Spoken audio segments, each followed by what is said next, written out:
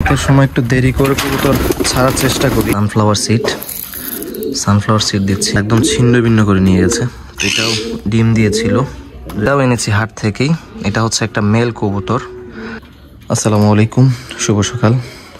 আশা করি সবাই অনেক ভালো আছেন। আলহামদুলিল্লাহ, আপনাদের সকলের দয়া আমি অনেক ভালো আছি।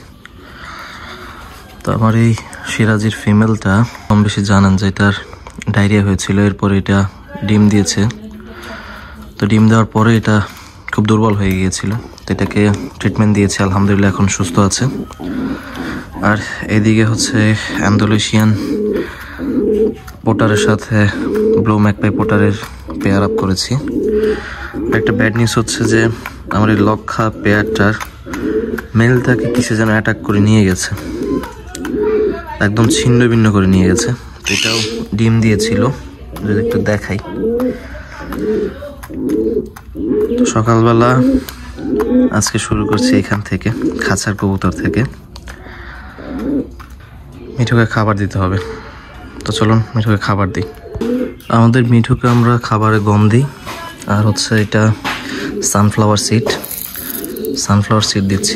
মিঠুকে খাবার দিয়ে দিয়েছি, ও খুব আরাম করে খাচ্ছে, তোকে ডিস্টার্ব করবো না। তো গতকালকে হাট থেকে কিছু কবুতর এনেছি, এগুলো হচ্ছে সবগুলো ফিমেল, দেশির ফিমেল, গিরিবাজের ফিমেল, দেশির ফিমেল, এটাও দেশির ফিমেল। টোটাল 5টা ফিমেল এনেছি, একটা মেল এনেছি। তো এইটা হচ্ছে রেসারের একটা ফিমেল, এটাকে হচ্ছে বারোমার সাথে পেয়ার আপ করবো ইনশাল্লাহ। আর এটাও এনেছি হাট থেকেই, এটা হচ্ছে একটা মেল কবুতর। তো এগুলাকে আলাদা রেখে দিয়েছি, হয়তো 4-5 দিন এভাবেই রাখবো খাঁচায়। পরে হচ্ছে আমার যে ছোটা মেল আছে বা সিঙ্গেল মেল আছে, তো এগুলোর সাথে জোড়া দিয়ে দিবে ইনশাল্লাহ। শীতের সময় একটু দেরি করে কবুতর ছাড়ার চেষ্টা করি,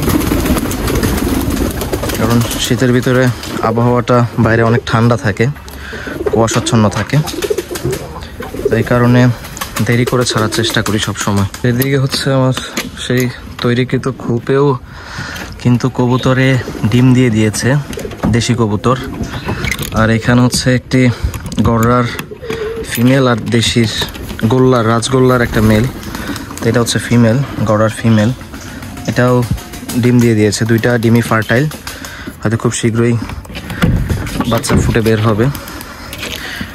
এখানে আছে এক জোড়া, এই জোড়াটাও খুব শীঘ্রই ডিম দিবে ইনশাল্লাহ।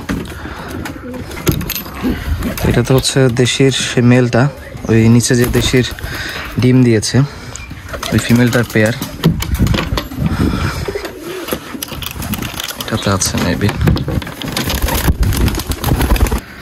কবুতরকে আলহামদুলিল্লাহ প্রতিদিন 2 বেলা খাবার দিই। তো 2 বেলা খাবার এই ধান আর গম দেওয়ার চেষ্টা করি, গমের ভাগটাই বেশি দেওয়ার চেষ্টা করি। তো দেখতে পাচ্ছেন আমার কবুতর স্বাচ্ছন্দ্য বোধ করে খাবার খাচ্ছে। তো এইখানে হচ্ছে এটা নতুন ফিমেল, এটা জোড়া নিয়েছে, এটা আমার ঘরের বাচ্চা। আর এদিকে হচ্ছে যে শর্ট ফেস, তো শর্ট ফেসের গতবারের বাচ্চাগুলো আসলে কি কারণে যেন মারা গেছে, হয়তোবা প্রচুর শীতের কারণে হতে পারে। তো দেখতে পাচ্ছেন ওইটা হচ্ছে একটা মেল, আর এটা হচ্ছে শর্ট ফেসের পেয়ার। দেখতে পাচ্ছেন মাশাআল্লাহ খুব সুন্দর ডাকাডাকি করছে, হয়তো আবার খুব শীঘ্রই ডিম বাচ্চা করবে। তো গতকাল হাট থেকে যে ফিমেলগুলো এনেছিলাম সেগুলো আসলে জোড়া দিতে হবে। তো ওই দেখতে পাচ্ছেন ব্ল্যাক কালারের ওইটা হচ্ছে একটা মেল, এই সিলভার কালারের এটা হচ্ছে গিরিবাজের একটা মেল, এদিকে এটা একটা দেশি গোল্লার মেল, শর্ট ফেসের সাদা মেল এইটা। তো এটাকে আসলে পেয়ার আপ করতে চেয়েছিলাম আমাদের যে ব্ল্যাক শর্ট ফেসের এর আগের একটা বাচ্চা ছিল ওইটার সাথে, বাট ওইটা আনফর্চুনেটলি ওইটা একটা মেল বাচ্চা হয়েছে, যে কারণে ওইটার সাথে জোড়া দিতে পারিনি। এটা হচ্ছে আমার গিরিবাজের বাচ্চা, নতুন বের হয়েছে, খাবার দাবার খাচ্ছে নিজেরাই। তো এদের প্যারেন্টসও আবার খুব শীঘ্রই ডিম দিবে। তো এটা হচ্ছে আর একটা মেল, এটাও সিঙ্গেল, এটার সাথেও জোড়া দিব হাট থেকে আনা কবুতরগুলোকে। তো এই পাশে দেখতে পাচ্ছেন এটা পোটারের মেল, এটার সাথেও একটা জোড়া দিতে হবে এনে, যদি এরকম একটা পাই। সম্পূর্ণ ভিডিও দেখার জন্য ধন্যবাদ। আসসালামু আলাইকুম।